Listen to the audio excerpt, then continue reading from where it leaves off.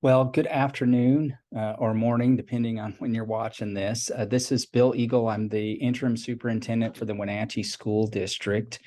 And I'm coming to you because on August 9th, during the Wenatchee School District regular board meeting, a budget hearing was conducted. And that evening, due to some technical difficulties, we were unable to record the budget presentation. So in order to ensure that our community and staff have the opportunity to view the information that I shared with the school board during that meeting, I'm providing this video recording in which I will again share the information that was presented to our school board directors, as well as their comments and questions. So let's get started, and we'll hope I can do this in one take.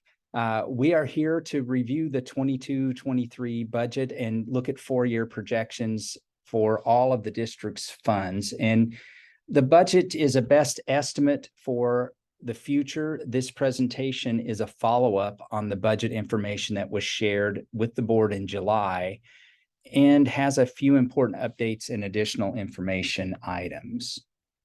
So we want our budget to reflect the priorities and outcomes from the district's new five-year strategic plan. And certainly one of the core values of that plan is accountability, which means we will hold ourselves to the highest standards of integrity, which includes fiscal responsibility and transparency. And you will get that from me tonight as we talk about the budget.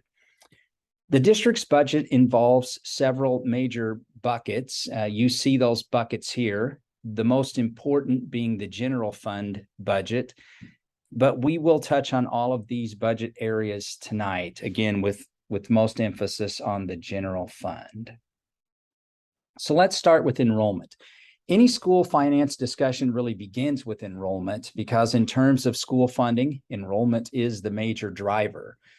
Our largest revenue sources from both the state and federal funding are directly tied to our student enrollment numbers. So we will start with a look at those numbers. This chart shows our enrollment history dating back to 2015, as well as some projected enrollment numbers for the next 2 years. And as you can see, after the Alcoa closure, which was in 2016, the district enrollment has been declining.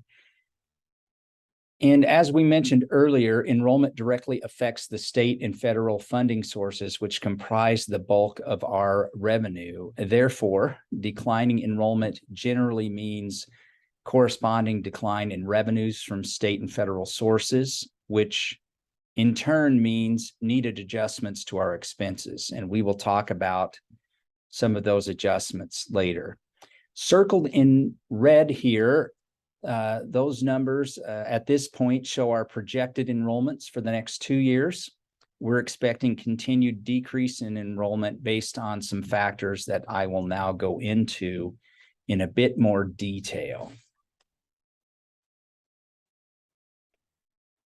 So one of the factors we use to project future enrollment is local birth rates. And from the graph, you can see that Chelan County and the city of Wenatchee birth rates have been pretty much slowly declining since about 2008.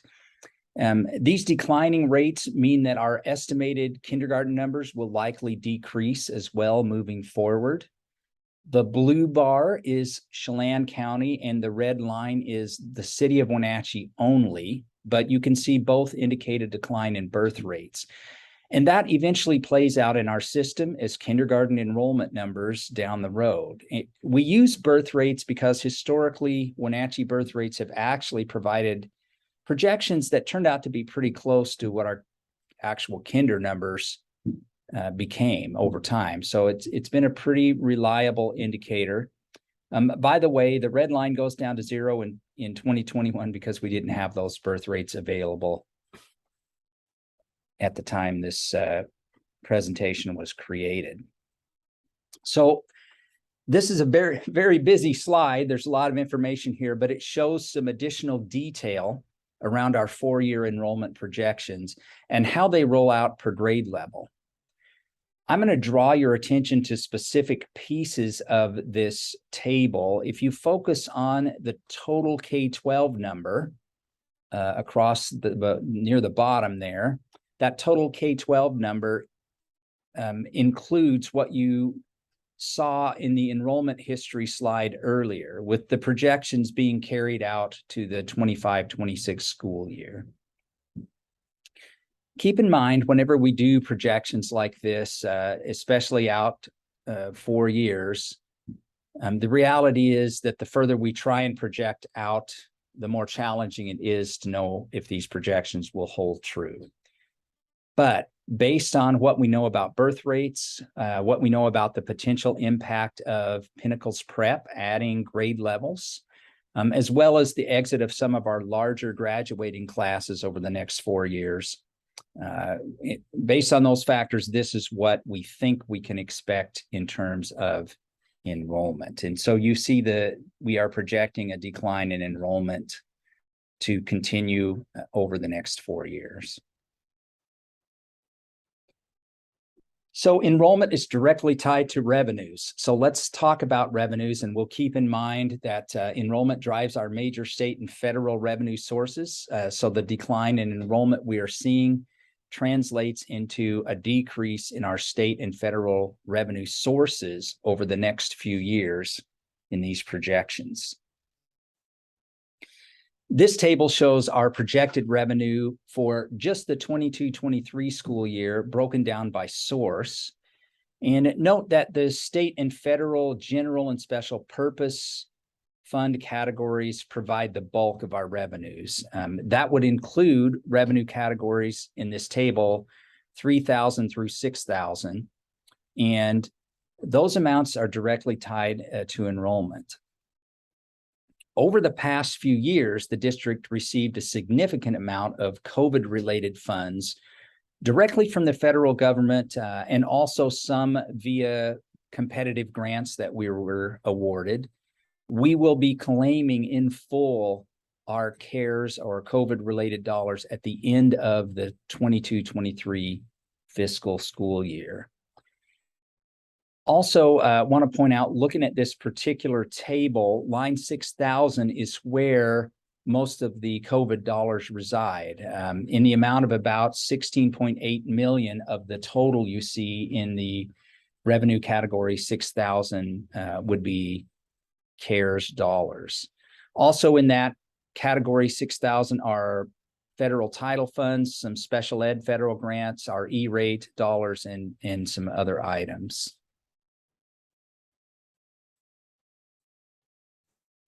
Okay. If we pull the COVID money out of our budget, we get a more accurate representation of what we can anticipate for continuing revenue. This chart represents the anticipated revenue without the COVID funds included. You'll notice that there's an increase from the 21-22 budget to the 22-23 budget. It's you see a jump there. That is due to the 5.5% inflationary price deflator or IPD increase that we will receive in state funding to support things like staff salary increases and increased expense costs. So once that jump occurs, you can see the revenue will continue trending down after 22-23 due to things we've talked about earlier, like decline in enrollment, but also some projections around our taxable assessed value and an expected decrease in state levy equalization funds. I will also comment that that increase in revenue that we see in 22-23, the 5.5%, is largely coming into the budget and then going back out with our ability then to increase staff salaries, et cetera.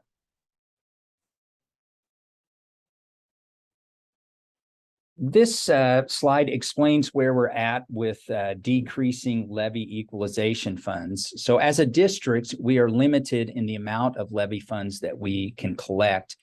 And that limitation really is the amount that was approved by our taxpayers, which means that even though our total taxable property might increase in value, we still cannot collect more than what the taxpayers approved in the levy. So the state provides levy equalization funds. They're provided by the state in order to stabilize levy funds between property rich and property poor school districts. So the amount we receive from the state in these levy equalization funds is based on a per student amount that depends on the local levy amount, our prior year enrollment, and our assessed property values. I've highlighted two scenarios here because our district is kind of caught between these two scenarios, scenario 2 and 3. We are experiencing a decrease in enrollment and our assessed values seem to be going up, which both lead to a decrease in what we can expect for levy equalization funds moving forward. Okay, let's look at our expenses. So again, this is a busy slide, so I want to draw your attention to some important details. The slide shows our expenses by categories projected out for 4 years here. And I want to draw your attention to some important details in expense categories 10 and 70. Those two categories include the COVID grant related expenses, and you can see the spend down of those dollars reflected in the ongoing projections. For example, in the expense category row 10, federal stimulus, you see that amount going down to zero. That's the spend out of those dollars. And in expense category 70, the other instructional programs, where you see about 11 million in 22-23, that drops to 4 million in 23-24. And again, that is due to the spend out of some of the COVID dollars. If you focus on the totals at the bottom, you can see we will need to make significant expense reductions for the 23-24 fiscal budget to get back in line with our decreasing enrollment. After that year, the reductions needed to stay in line with enrollment decreases will likely be less dramatic, but still needed. Also note that some of the decrease in expenses shown here are simply due to the phase out of the COVID revenues. We said that before. And the projected reductions in the bottom line shown here between 22-23 and 23-24 probably could have been mitigated by starting the adjustments earlier. But again, staffing decisions for next year, we're going to talk about staffing decisions for the 22-23 year. We'll talk about something that affected those decisions here in a moment. But during the next 12 months, the district's going to work diligently to achieve the best possible 23-24 plan that we can moving forward. This table reflects what we consider to be continuing expenses, which are essentially expenses that aren't going away automatically with the funding sources. And what you really can see here is the district spends the largest portion of our funds on staffing related expenses. In the 22-23 column, you do see an increase in expenses as we pass through that 5.5% IPD to staffing next year. Then again, after the 22-23 school year, a reduction in costs will be needed over the next few years. These figures don't reflect any final plans, but they're showing some of the amount of continuing expenses that will need to be reduced.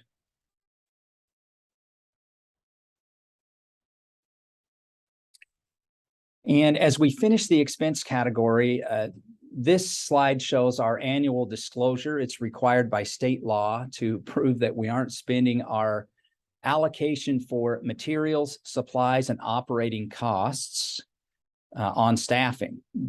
The materials, supplies, and operating costs is also known as MSOC expenses, and the state does not really fund our MSOC expenses at sufficient level to match the true cost of our doing business, which is typical for most districts and why you see a difference in our budget amount and the state allocation. And that difference is generally funded with things like indirect revenues from grants or our investment earnings, and some other miscellaneous revenue sources. And it also includes some levy dollars. But the state wants to know that we are not spending our MSOC allocation on staffing, and you can see clearly here we are not. Which brings us to staffing. And if our enrollment generates most of our revenue, staffing costs account for really most of our expenses. On a prior slide, you saw about 85% of our expenses are typically related to staffing costs. So when we look at our staffing history, which you see here, we can see some of the issue we're going to have with reductions coming up. So this is the district staffing history showing full-time equivalent staff, or FTE. Certificated staff shown in blue here include teachers and other certificated instructors and administrators, and the red line is classified staff, which is everyone else.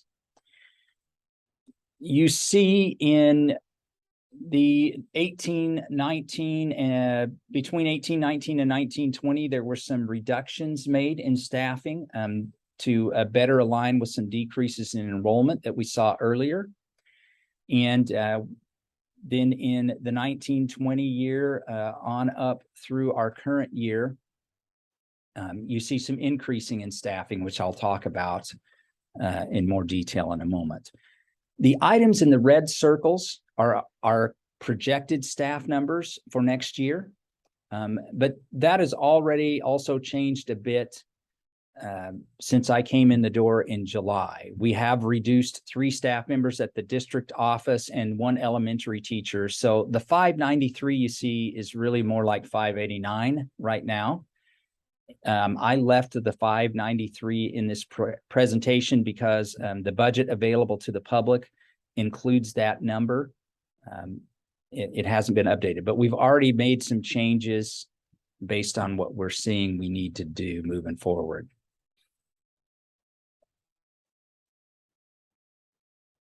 This is an important slide and one that we'll spend a little bit of time on. So here you can see enrollment trends together with staffing trends, and this is a critical slide. Our decreasing enrollment trends have indicated a need to decrease staffing. You can see, again, an adjustment in staffing was made between 1819 and 1920.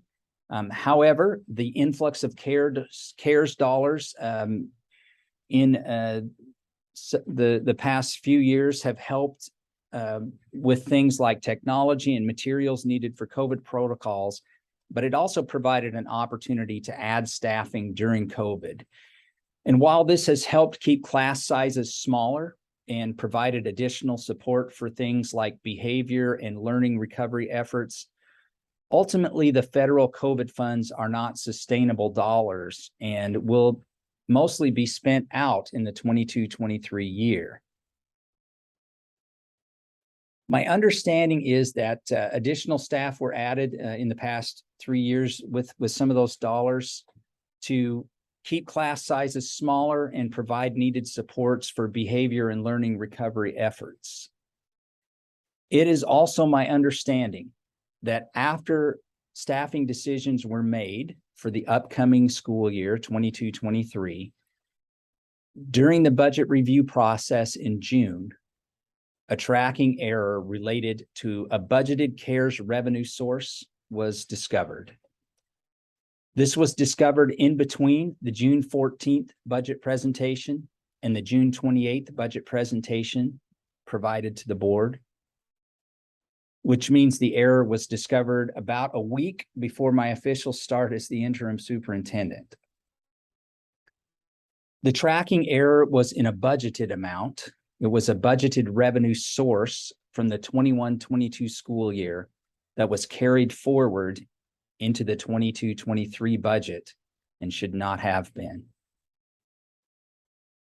This error was in budgeted amounts and not actual amounts, but it gave the appearance that the budget was in a much stronger position than it actually was at the time staffing decisions for the 22-23 school year were being made last spring.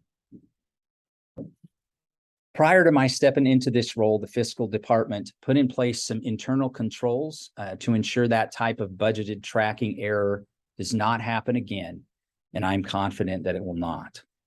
However, staffing decisions for next year were made under the assumption that our budget was in a much stronger position than it actually was. This has compounded the number of reductions that may be needed to align our 23-24 budget with decreasing enrollment trends. All of this is leading us to some difficult budgeting decisions looking forward to the 23-24 school year. We will need to get staffing levels back in line with enrollment.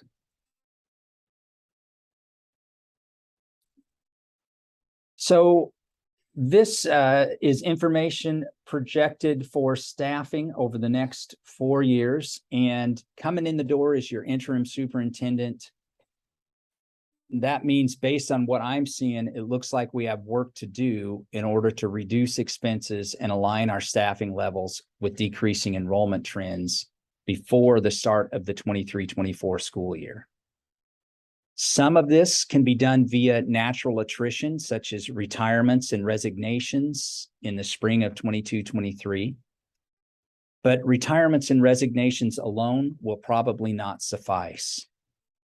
I have started conversations with the cabinet and our fiscal staff around reducing costs in capital outlay, supplies and materials, contractual services, travel, and other non-employee related costs in efforts to lessen the potential impact on staffing for 23-24. However, MSOC expenses will not likely provide the level of reductions required to get us back in line with our decrease in enrollment. We have taken action since I came on in July.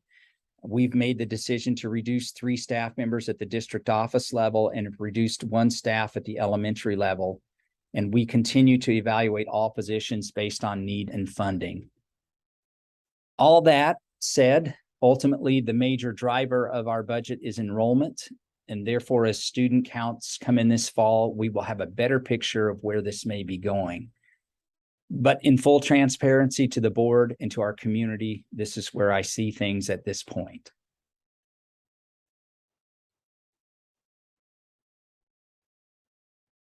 So let's look at some implications for our fund balance projections over the next 4 years. And here you see by category, what we expect to see heading into next year.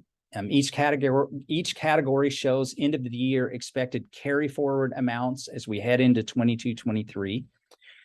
We are anticipating to begin the 22-23 fiscal year with about $16.25 million in our fund balance, which is 13.1% of our anticipated expenses.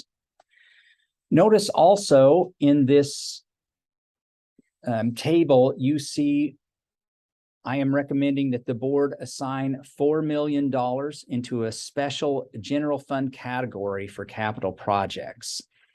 This amount is for the future softball field construction, and this amount would then stay in the general fund until we begin to pay out a contractor for the work, at which time we can move chunks of that amount into the capital projects budget to make payments. Also note that the $6,200,000 unassigned to the minimum fund balance, that is the minimum 5% the board requires. So really only the unassigned $3,620,000 is spendable in next year's budget unless we have an emergency.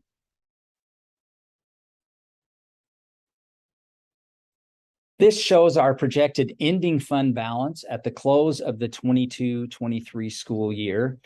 Each category here shows the net effect of our projected revenues minus projected expenditures for the year and how that plays out in our ending fund balance. We are anticipating to end the 22-23 school year with $13.9 million in fund balance, which is 10.6 of our anticipated expenses. And as you can see, that's a decrease in a little over $2 million in our fund balance. You also still see the $4 million set aside for the softball fields. This is because there's not necessarily been a direct transfer of those funds reflected in this budget until we actually start to pay the dollars out.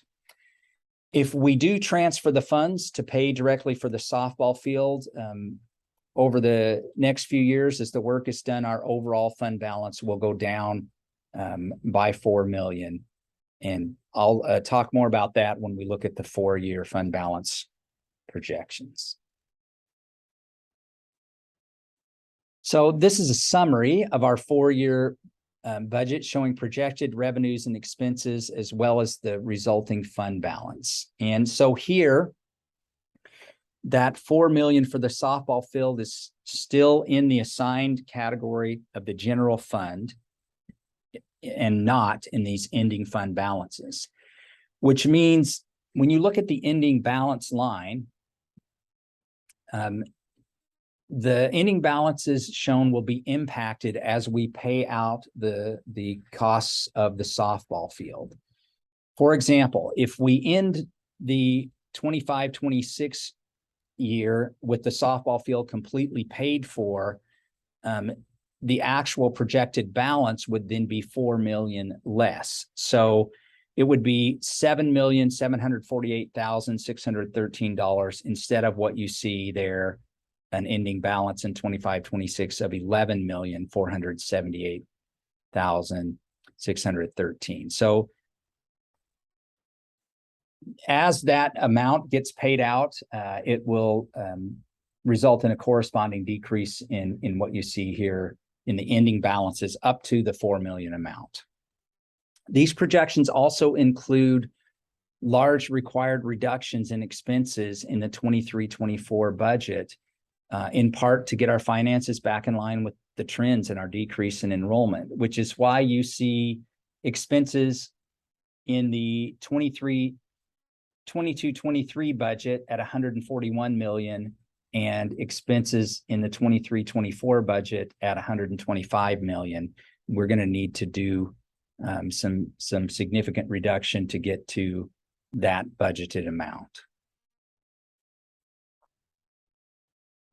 At the bottom, you see our levy rates projected for 2023 to 2026. The levy rates are estimates. They're based on projections of assessed values. And the 2026 levy is red because that's the year that we've not voted on yet. The current levy ends, I believe, in 2025. Again, here's a summary of our 4-year budget. If you focus on the expenses line, that line reflects reductions in expenses, as we've said before, for the 23-24 budget, and projected reductions thereafter to stay in line with our decrease in enrollment. When you project this out to the 25-26 year, you see a negative number there. That $254,000 is the difference between our required minimum fund balance and what we might actually expect. Again, when you project out 4 years, it's very difficult to, reliably estimate those things, but this is our best guess at this point at how that might play out. So at the end of this section of the presentation in the regular board meeting, before we moved on to the other fund buckets in the district, the board had questions and comments regarding the general fund budget, and I'd like to share some of those things with you now. Director Jakes made a comment. You can see it here that in light of the errors in June between the 14th and the 28th, she reached out to the state auditor's office and let them know, and also made the comment that we need to have public trust and need to have other eyes on our procedures to make sure whatever happened is corrected moving forward.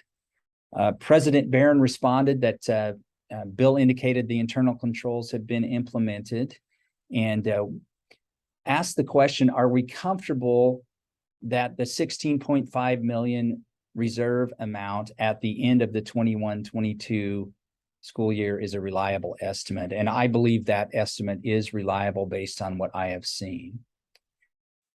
Director Jakes asked a question about how we'll recover the 9 million difference that is showing between the June 14th presentation and the June 28th presentation that was shared with the board, and asked the question about, it seems the staffing reductions alone do not add up to that amount. And that is true, but the issue is that the dollar amount of the tracking error that was discovered, the impact was that it led to different decisions regarding staffing, not necessarily cost of staffing.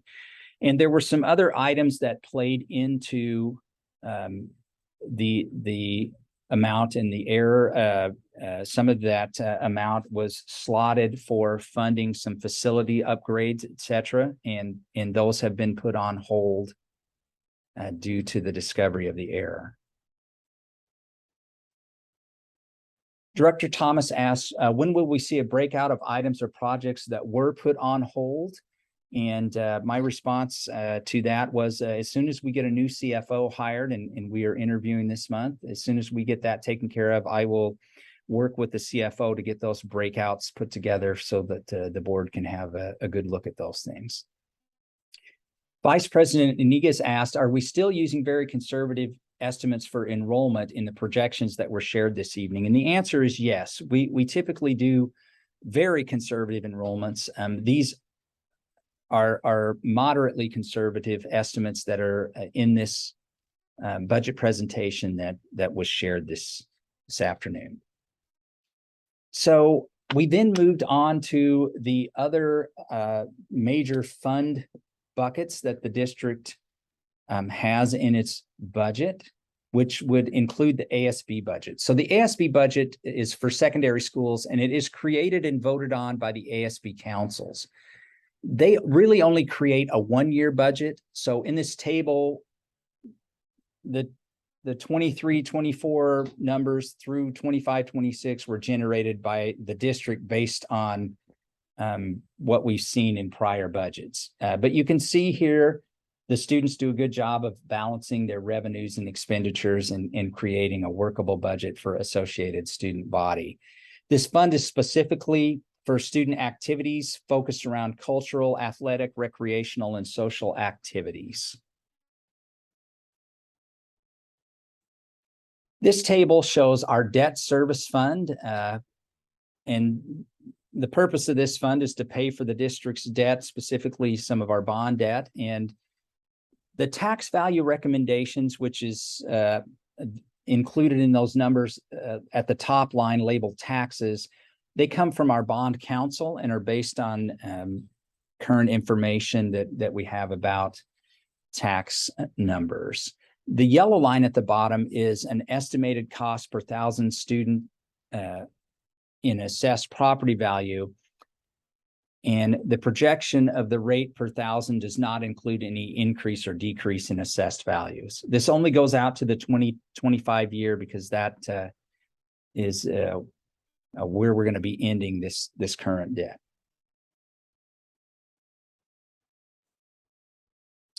This is the Capital Projects Fund, and there are some things I wanted to point out in the Capital Projects Fund budget here. In particular, there's an expenditure titled Long Range Planning, and that $400,000 amount the district just received. It was the final closeout payment for our last bond projects involving Washington Elementary and Castle Rock. This amount, the $400,000, came to us in July and is included in the beginning fund balance that you saw earlier, that $139 million, or excuse me, the $16.25 million. It is listed as an expense for next year, as we will likely have projects to use these dollars on. However, the district will present a request to the board on how to spend those funds at a later date. We're also budgeting for work on the softball field project, but as we've said earlier, that will be set aside in a specific general fund category until payments need to go out for that work. And until we're able to move forward with the full project once we receive final approval from the Office of Civil Rights in moving forward. And here you see our transportation vehicle fund. Couple of things to note in this particular fund. In 22-23, you see a large expenditure item for a bus purchase. The reason for the large expense in the 22-23 year is really due to delays in anticipated delivery of 2 buses that we previously ordered. So about half of that cost, or around $300,000 of the $605,000 in that expenditure line, would have come out of the 21-22 budget, but we've had a delay in the delivery of the buses. And at this time, we do not have an estimated date of delivery for those vehicles. Which brings us to a look at our budget timeline. The next step for the budget process is on August 23rd, when we will formally adopt the budget at a regular meeting. Citizens interested in reviewing our draft budget can view a copy of the budget. It is posted on our website under departments. And if you go under departments and look for finance, and then under finance, go to budget information, you will find an electronic copy of our budget that we've been sharing today. Or feel free to stop by the district office. We have a paper copy available there as well. So at this time, we opened up again for questions and comments from the board on the non-general fund budgets that we've just been looking at. And Vice President Inigas asked, does the ASB budget take into account new legislation regarding fee waivers and reductions? I was not sure how to answer that question. There were some fiscal staff from the ESD in the audience that night who said that it did not reflect the new legislation. And so I will be looking into that. But at this time, that is my understanding.